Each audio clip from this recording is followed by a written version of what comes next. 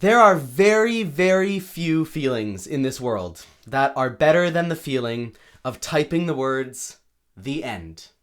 Any writer knows what I'm talking about. I've been working on a musical for the last 4 years, and this week, I finished it. I have a finished version of the score, the script, everything. I've got a cast in place. Everything is ready for a production of the show that is going up in June. I'm like, I'm crazy over the moon about it. I'm so proud of this show. I think it's really, really cool. And so in today's video, I'm going to show you the finale of the show, which I finished this week. If you don't know me, my name is Mateo Chavez-Lewis. I'm a professional musical theater composer writing a show right now called Tommy Rhodes. And I post updates every week of, what I've been writing that week, whether it's something from Tommy Rhodes or not. This is from Tommy Rhodes. This is the finale of the show.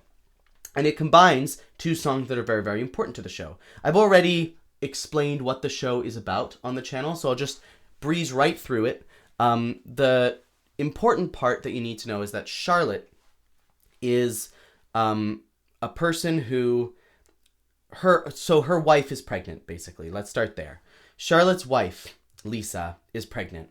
And Charlotte has always wanted to carry her own baby, and she found out that she wasn't able to. So she is brokenhearted by that. She ends up getting obsessed with this mystery in her family history. That's a long story, and I've explained that in other videos as well. But she basically learns to...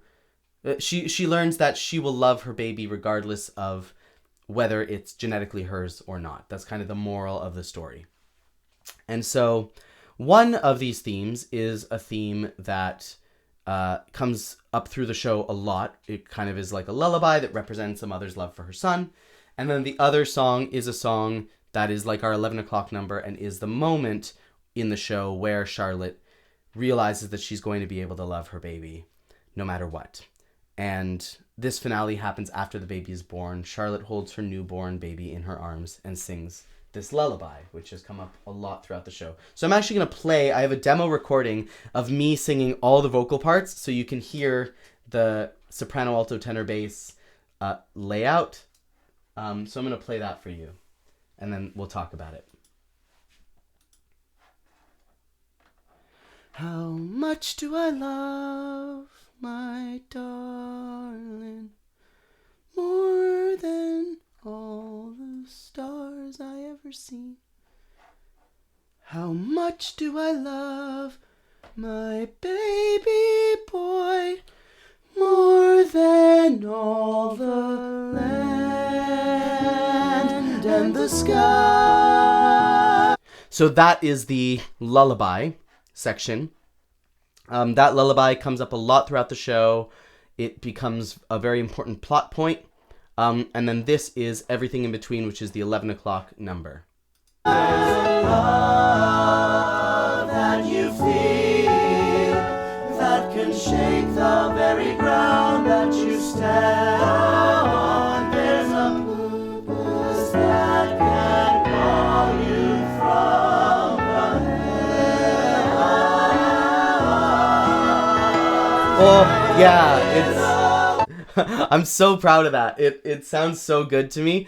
Let me talk about that a little bit. So we've got a lot going on here. We've got, first of all, this tension and release thing happening between, this is the bass voice. The bass is saying, "There's a love," while the tenors, altos, and sopranos hold this. So there's this clash between the 2 notes, and then the basses move away. So there's this tension and release. And then the same thing here with the altos against the sopranos and the basses against the tenors.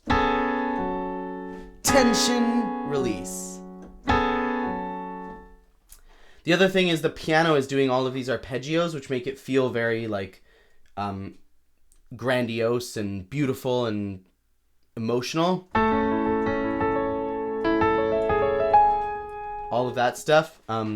Stuff that is a little bit too hard for me to play. But the piano player we have for the show is much better at piano than I am. And the other thing is this moving line here from the tenors move and then the tenors split. The baritones are that middle line here. This, the bottom of these two notes that are stacked on top of each other is the baritones, and the top is the tenors, and then this one down here is the bass. So we've got this like, and then they're together, they all sing together, then they split. And then they come back together on this note. And then the basses sing heavens, and they cross over. So there's this like crossing over, this quick moving line in the tenors. And it obviously lifts up, which reaches up to heaven.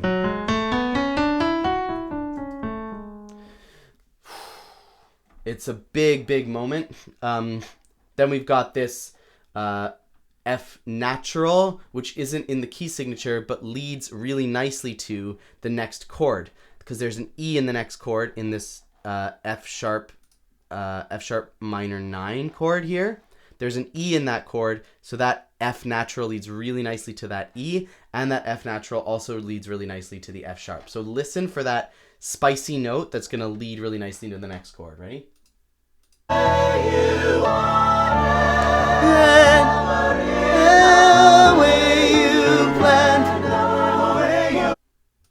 Then here the tenors and basses echo, so it just feels like more voices, because even though it's the same number of voices singing, the fact that they're singing something different makes it feel like we're adding voices, and we're going to get more of that in a bit. Then they are underneath the sopranos and altos. A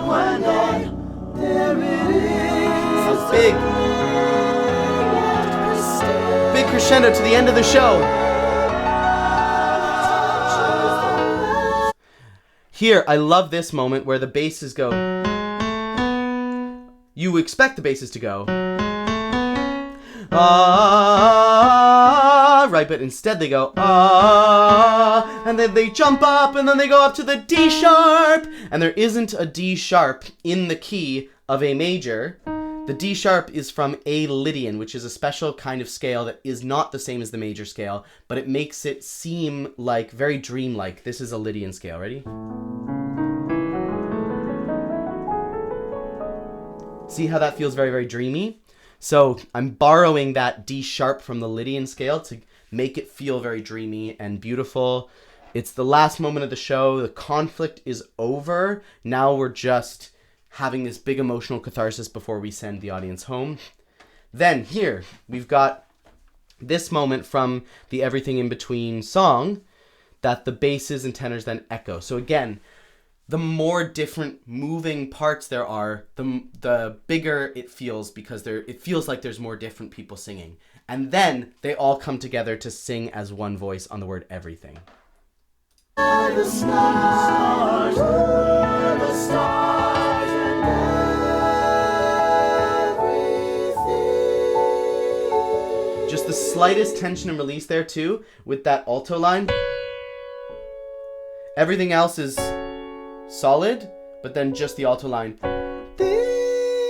So it's that last little moment of tension and release. We're slowing down and we're decrescendoing. That's what that big hairpin means. Decrescendoing. So we've had our big moment. This is kind of like the climax here. And then now we're coming down, and we end nice and soft with this line, which is the line that ends the lullaby and also ends the 11 o'clock number song. I ended both the lullaby and the 11 o'clock number song with the same line so that I could end the entire show with that line. Everything in between.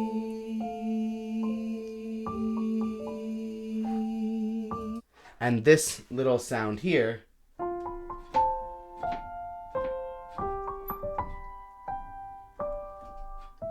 it feels like a music box or something, like they're rocking the baby to sleep.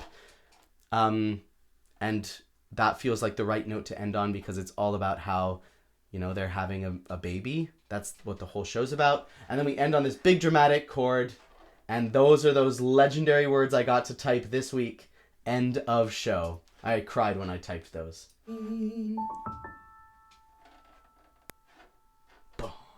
Wait for it. There we go.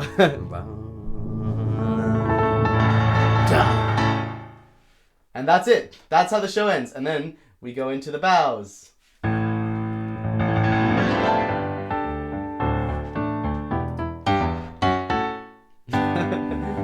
You can imagine everyone, and you can imagine everyone like taking a bow at that point. Anyways, that's the finale of my show, a little bit about that.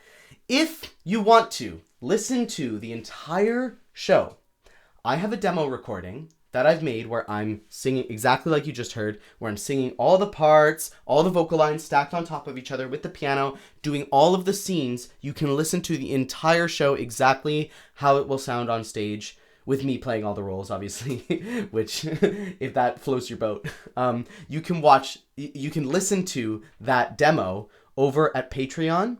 And I also have the script available there for my patrons to read along. So if you are interested in Tommy Rhodes, you can now listen to the entire thing front to back in its current iteration. I mean, a musical is never totally finished, and there will obviously be edits. But it's basically the vibe of the full show is now set in stone, and there is a full demo recording over at Patreon. So subscribe to my Patreon if you want to see that. And I will be back next week with whatever I write next. Thank you all so much for watching. Thank you for supporting me on this journey of writing this show. It's been crazy. It's been awesome. Seeing all of your comments have really meant the world to me. I'm beyond excited to put this on a stage in June. So if you're in Toronto, stay tuned for details about that. All right. Thank you all so much. Peace out. Get out of here.